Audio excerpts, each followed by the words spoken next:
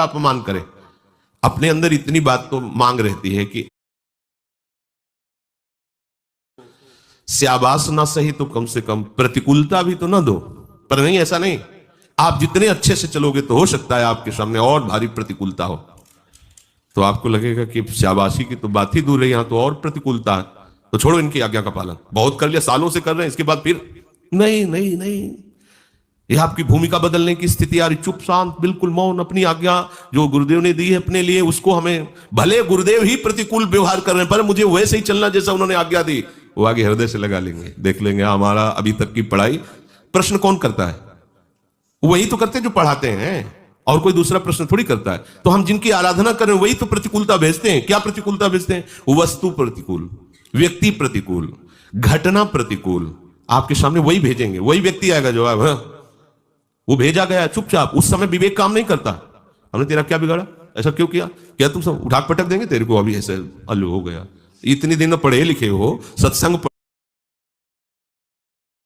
रहे, बात आई थी क्या कहीं? वो जो सुना उसको तो तुम तो खो दिया। वो प्रयोग करो, अंदर से प्रणाम करते, प्रभु प्रभु करुणा निधान, सामर्थ्य देला। अगर बाहर से प्रतिकूलता दे रहे तो देखना हमारा विवेक डगमगा न जाए। नाथ नाथ शांत एकदम निकल जाओगे। साधक प्रसन्नता पूर्वक अपने कर्तव्य पालन पर डटा रहे, पर ऐसा नहीं होता। अनुकूलता में तो चलेगा, प्रतिकूलता में फिर नहीं चलेगा। सालों से आज्ञा पालन कर रहे, मिला क्या? वही वही अपमान, वही बस प्रतिकूलता। आज तक कभी उन्होंने आदर से नहीं कहा कि शाबाश, नहीं कहेंगे। किसको शाबाश कहें? बल उनका, पदार्थ उनका, कराया उनका, सब कुछ। तो तुम्हें शाबाशी क्यों मिले? तुम्हें क्यों मिले शाबाशी? तुम्हारे अहंकार को तो नष्ट करना है। शाबाशी दे के तुम्हारे रोग को बढ़ाना है क्या? अहंकार को पुष्ट करना है क्या? सच्चा वैद्य कभी कुपथ्य मांगने पर भी रोगी को नहीं देता, ऐसे सच्चे सदगुरुदेव कभी शाबाशी नहीं देते। ध्यान रखना, वो कभी बड़ाई नहीं करेंगे, वो कभी आपका सम्मान नहीं। अगर सम्मान हो रहा है तो कोई त्रुटि है तुमसे, आप समझ लो अभी अपनेपन में कमी है गुरुदेव की, तभी तुम्हें सम्मान मिल रहा है। आपको तुरंत उदास होना चाहिए कि कहीं ना कहीं गुरुदेव के अपनेपन में मेरे में कमी हो गई, तभी गुरुदेव मेरा सम्मान करे। नहीं आता ही नहीं, हृदय में ही नहीं आता। थोड़ा भी अलगाव, सम्मान की मांग हो जाएगी, प्रियता की मांग हो जाएगी। ये लगेगा कि थोड़ा तो शाबाशी। किसको हम अपने हाथ को शाबाश करें? हमारा मुंह धोया तो हम अपने हाथ को शाबाश शाबाश, तो क्या कहा जाएगा? आप विचार करो, ये हमारा हाथ है, ये हमारा मुंह है, इसने धो दिया तो इसमें क्या होगा? आप हमारे हैं, हमारी श्री जी के हैं, आठों पैर श्री जी की शाबाशी की जरूरत है क्या? समझ लेना, जितना अपनापन आपका होता जाएगा उतना अपने अंदर मांग नहीं रहेगी कि हमें दुलार करें, हमें शाबाशी करें, सभा में खड़े करके माला पहनाएं। जिसे अपनापन होता है सभा में, उसके साथ कटुता का व्यवहार होते देखा गया है। संतों के चरित्रों में सम्मान तो नहीं देखा गया। पूज्य श्री स्वामी नारदानंद सरस्वती नैमिषारण्य, विवेकानंद जी महाराज बहुत ही अच्छे महापुरुष, बाल्यावस्था से ही गुरुदेव की सेवा में तत्पर। सत्संग में 10,000 लोग बैठते। नैमिषारण्य वैसे ही प्रसिद्ध सत्संग के लिए, 88,000 ऋषि एक साथ बैठ करके सत्संग नैमिषारण्य में ही होता। वही नारदानंद सरस्वती बड़े सिद्ध महापुरुष थे। तो वस्त्र बदलने में चूक हो गई। क्या चूक हो गई? संतों का सिद्धांत है पूरे वस्त्र नए नहीं होने चाहिए।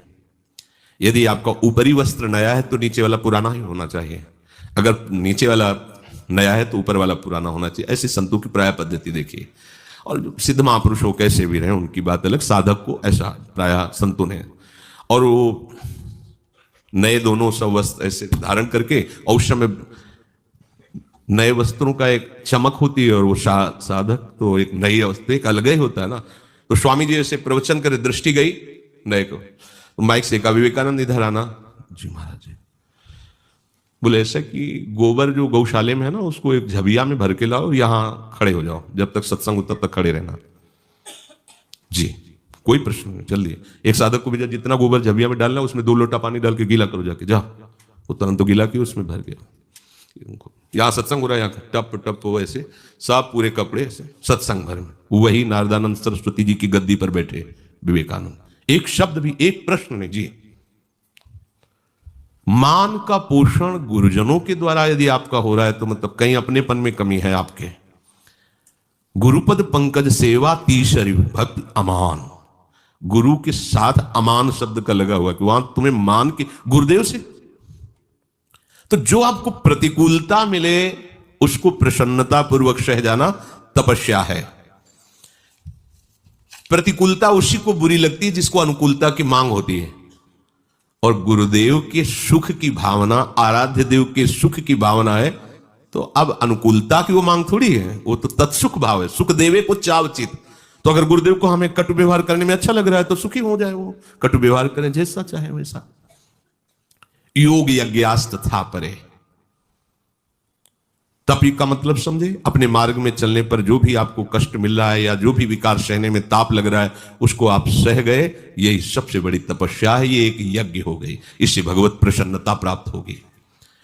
योग यज्ञास तथा परे। अंतःकरण का सम रहना योग है। किसी भी परिस्थिति में अंतःकरण विचलित ना होने पावे। विचलित हुए इसकी पहचान, प्रभु का चिंतन छूटा और किसी वस्तु व्यक्ति स्थान का चिंतन होकर जो हर्ष या शोक हो रहा है, अंतःकरण विचलित हो गया। ध्यान दीजिए, शम से नीचे गिर गया। अनुकूल परिस्थिति व्यक्ति वस्तु घटना का चिंतन हुआ, हर्ष हुआ, विचलित हो गए आप। प्रतिकूल घटना वस्तु व्यक्ति परिस्थिति का चिंतन हुआ और हृदय शोकित हो गया, आप विचलित हो गए, विकारी। हर योग की योग है, हम उसे प्रेम शब्दों से, उसे अपने मार्ग की पुष्टता के अनुसार उसे स्वीकार करेंगे। तो जिनको भगवत कृपा से अपने मार्ग में चलना है उनको यह चाहिए कि अन्य ग्रंथों का अवलोकन स्वाध्याय छोड़ दें। अपने आचार्य और अपने मार्ग की, हमें चलना इधर है तो हमें उधर की जानकारी क्या करना है, प्रवचन करता थोड़ी बनना है, हमें तो अपने लाडली लाल को रिझाना है। तो अपने मार्ग की पुष्टता की जो वाणियां हैं, जो ग्रंथ है, हमें उनका स्वाध्याय करना है।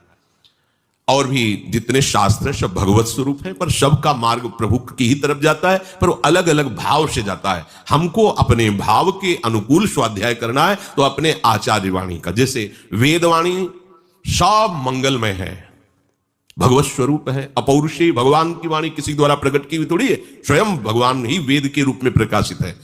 लेकिन जब हम वृंदावन प्रेम रस की उपासना में आते हैं तो प्रेम लक्षणा भक्ति का उपदेश देने वाले देवर्षि नारद जी कहते, वेदान्नपि संन्यस्ति।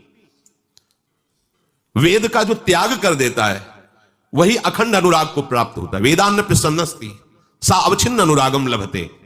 और अपने यहां तो और एकांतिक बात है नवनिवृत्त निकुंज की। तो अब यहां वेद रसिकन की वाणी। अब हमारे स्वाध्याय का विषय क्या है? रसिक महापुरुषों के द्वारा गाई हुई जो प्रियालाल की नित्य के लिए विलास है उसका, ये वाणी हमारे स्वाध्याय का। स्वाध्याय ज्ञान यज्ञाहा, ये बहुत बड़ी यज्ञ है। जैसे आप श्रीमद चतुरासी जी, 42 लीला, श्रीमद राधा सुधा निधि, और भी महापुरुषों की, नागरीदास जी, हरिराम व्यास जी, श्री स्वामी हरिदास जी, महापुरुषों की जो वाणियां हैं, ये हमारे स्वाध्याय का विषय, ये हमारी स्वाध्याय यज्ञ है। अपाने जुहति प्राणम प्राणे अपानम तथा परे प्राणापान गति रुद्ध्वा प्राणायाम परायणा अपरे नियताहारा प्राणान प्राणे सुजुहति। ये प्राणा अपान गति रुद्ध्वा प्राणायाम परायणा, ये प्राणायाम यज्ञ है। इसमें प्राण सूक्ष्म होते हैं। मन, ब्रह्मचर्य और प्राण तीनों का एक संयोग है। अगर आप प्राण आपके सूक्ष्म है तो मन आपका सूक्ष्म होने लगेगा, स्थिर होने लगेगा, और ब्रह्मचर्य आपका पुष्ट होगा। ब्रह्मचर्य आपका पुष्ट है तो मन स्थिर होने लगेगा, प्राणवायु सूक्ष्म होने लगेगी। तीनों का है। प्राणवायु स्थूल, मन चंचल, ब्रह्मचर्य रहित, ये एक चक्र है। इसलिए नैष्ठिक ब्रह्मचर्य में संन्यास मार्ग के पथिक को प्राणायाम का उपदेश गुरुजनों के द्वारा दिया जाता था। उसमें तो 30 प्राणायाम का विधान था, 10 10 10। वो अपनी नई अवस्था थी तो उनका जब 30 में, तो हम इसका और आगे बढ़ाए तो 90 प्राणायाम तक, 10 10 10 10 10 9। शाय मच जाती थी, शांत। प्राणायाम भूख को मिटाता है, शरीर के दर्द को मिटाता है, प्राणों को सूक्ष्म करके जिस मंत्र का जो गुरुदेव ने उपदेश दिया, ऐसे मंत्र ऐसा लगता मानो नृत्य कर रहा हो, शांत। प्राणवायु शमन, प्राणवायु शमन हो गई। इसका तात्पर्य कि ऐसे आटा लगाया जाए उड़ ना पावे आटा। श्वास की गति सुनाई देने की तो बात जाने दो, ऐसे अगर रखा जाए तो उड़ेगा भी नहीं। प्राणवायु इतनी शांत, जहां बैठ गया बैठ, घंटों बिल्कुल एकदम बिल्कुल निश्चेष्ट। ब्रह्मचर्य नहीं है तो प्राणायाम में कदम नहीं रख सकता हो, अगर करता है तो बीमार हो जाएगा, दमा, श्वास कमर दर्द, टांग दर्द, कई तरह से परेशानियां हो जाएंगी। ये प्राण का स्थान ऊपर होता है, यहां हृदय। अपान का स्थान बिल्कुल नीचे होता है, गुदा द्वार में। श्वास को बाहर निकालते समय वायु की गति ऊपर की ओर तथा श्वास को भीतर ले जाते समय वायु की गति नीचे की ओर होती है। श्वास को बाहर निकालना प्राण का कार्य है और श्वास को भीतर ले जाना अपान का कार्य है। बाहर की वायु को बाईं नासिका चंद्र नाड़ी के द्वारा भीतर ले जाते हैं, दाहिने सुर को इसे बंद कर। अब इसमें नाम चल रहा है, मंत्र चल रहा है, उसका हिसाब होता है, बस रोक लिया। अब ना प्राणवायु बाहर से अंदर जा रही, ना अंदर से बाहर, इसे रोका, इसे कुंभक कहते हैं। यह निरोग अवस्था भी प्रदान करता है और भागवतिक आध्यात्मिक शक्ति भी बढ़ाता है। वायु हृदय में स्थित प्राणवायु को लेकर नाभ से होती हुई स्वाभाविक अपान में लीन हो जाती है, ये खींच, इसे पूरक कहते हैं। फिर प्राणवायु अपान वायु दोनों गतियों को रोक देना कुंभक कहते हैं, और फिर उसके विपरीत नासिका से छोड़ना उसे रेचक कहते हैं। पूरक, कुंभक, रेचक, रेचक, कुंभक, पूरक, ऐसे क्रम चलता रहता है। प्राणवायु सूक्ष्म, ऐसा नहीं सब आनंद का विषय है, पर कभी कोई भूल से भी इसे शुरुआत मत करना, क्योंकि इसके बहुत से नियम हैं और ये किसी प्राणायाम परायण योगी के समीप ही इसका अभ्यास किया जा सकता है। जैसे आपने आधा घंटा प्राणवायु का संशोधन किया पद्मासन में बैठे, ये साधारण आसनों में नहीं होता है, जैसे लोग पुष्पस करते हैं वो अलग चीज है। सिद्धासन या पद्मासन, मेरुदंड एकदम से, ये कोई साधारण बातें नहीं। आप आसन से उठे और पानी पी लिया, अब आप बिगड़ जाएगी प्राणवायु। हिचके आना, गैस बनना, बहुत तरह से वायु रोग बढ़ जाना, बहुत, ये सबकी गति की बात नहीं है, ये तो केवल प्रसंग आया तो उसे सुन लीजिए। तो जो इस तरह से पूरक, कुंभक, रेचक ऐसे करते हैं तो प्राणायाम परायण, वो प्राणायाम रूपी यज्ञ करते हैं। तो इसका भक्ति में क्या स्वरूप है? हम सीधे प्राणवायु की तरफ केवल बात करते हैं। प्राण, अपान, व्यान, उदान, समान सब तुम्हारे पवित्र और सूक्ष्म हो जाएंगे। आराम से बैठ गए, जैसे भी, कुर्सी में बैठ जाओ, सोफा में बैठ जाओ, जमीन में बैठ जाओ, जैसी तुम्हारी हालत हो शरीर की, बस आप ध्यान दो कि आपका नाम कितना चल रहा है। आराम से श्वास, कोई पकड़ने पुकड़ने की जरूरत नहीं, ये जरूर करना चाहिए, ये इसका हम आदर करते हैं। ऊपर की श्वास खींच रहे, तो अंदर वायु भर रहे, तो कितने नाम लिए, अधिक से अधिक और लो। यदि जवान शरीर नहीं है तो आगे वाली बात मत करना। अगर जवान शरीर है, स्वस्थ हैं आप, आपके यंत्र ठीक है, किडनी ठीक है, लीवर ठीक है, दिल ठीक है, तो क्या, बस आराम से रोक। फिर कितने नाम जप किए, फिर आराम से छोड़ दो, पकड़ने की कोई जरूरत नहीं, अपने आप प्राणवायु आपकी शुद्ध हो जाएगी। अगर आपके शरीर में कोई भी विकार है तो आप खींच सकते हैं और आराम से छोड़ सकते हैं, रोकिएगा नहीं। ये तो कर सकते हैं, कोई भी कर सकते हैं। इसमें अपने भजन की भी वृद्धि होगी और शरीर भी स्वस्थ रहेगा। पकड़ने की जरूरत नहीं, फुसफस करने की जरूरत नहीं। जितने नाम जप सके खींच लिए, फिर छोड़ दिए, आराम से नाम जप करते हुए आप 10 मिनट ऐसे 20 मिनट अभ्यास करें, देखें आपको कितना आनंद आएगा। देख लो, मन आपका शांत हो जाएगा। आप देख लेना, ये अनुभव की बात कहते हैं, देख लेना आपका मन शांत होने लगेगा। जैसे वायु छोड़ी, रोक लिया, ये बाह्य कुंभक है, बिल्कुल वायु अंदर नहीं, बाहर, अब रोक लिया। देखो एकदम प्राण व्याकुल होंगे, वो आपको स्वस्थ करेंगे, आपके अंदर के विकार को नष्ट करेंगे। फिर जोर से, अब फिर रोक लिया,